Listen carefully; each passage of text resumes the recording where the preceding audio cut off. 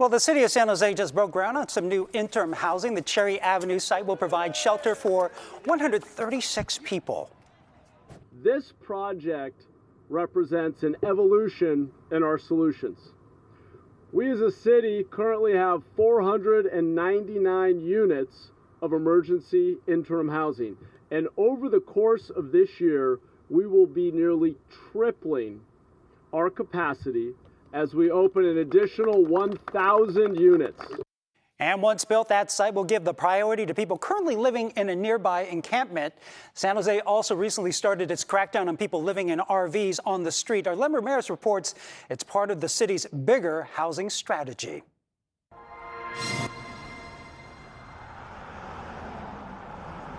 If you took a small studio apartment, that's malice. I mean, obviously, you know. To construction worker Paul Peterson, there's no place like this RV. Like I said, it's warm, it's dry, you know. This is home. I mean, what can you call it, you know? I mean, I was in a tent for, you know, a couple of years, actually. I was on the creek, and it's a lot better than a tent. But just outside his windows, parking enforcement officers were taking down license plates and posting notices that Paul's RV and about 25 others on this strip will have to move or risk being towed away.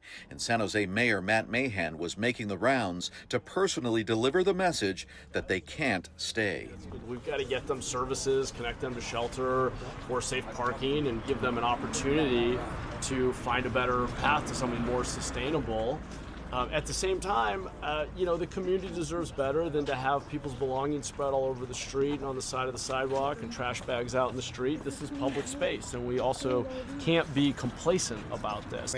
But Paul says there's no place to go. The city's only operating safe parking lot at the Santa Teresa VTA station has 42 spaces. A second site on Berryessa Road with 86 spaces hasn't opened yet. We got to be out of here in 2 weeks, okay? Where do you go in 2 weeks? Where are you going to go in 2 weeks? That's just it. I don't know. You know, and it's not like my options are limited. And that's one thing Paul and the mayor agree on. No, I don't have 1,000 parking spaces today where you can just go take your RV with utility hookups.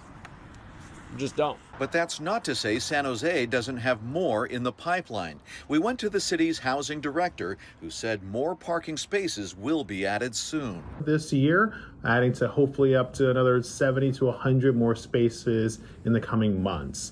And that is in addition to the over 1,000 new shelter units we're going to be bringing online here between January and December of this year.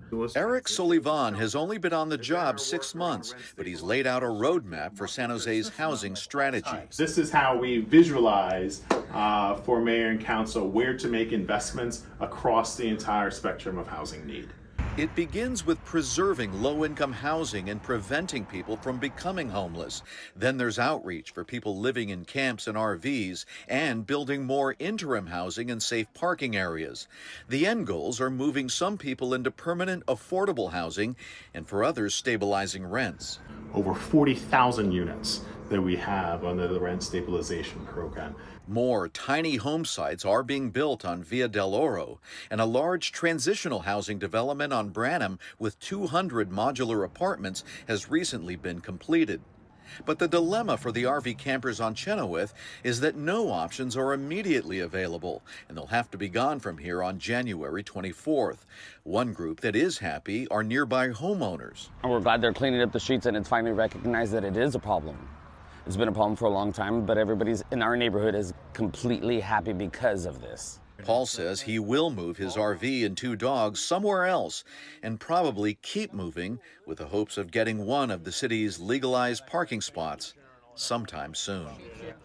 Well, the city council recently approved that safe parking site Len mentioned at Berryessa, removing some previous restrictions like having a current registration. That could make it easier for people to get their RVs into a safe parking spot. That site is expected to open sometime next month.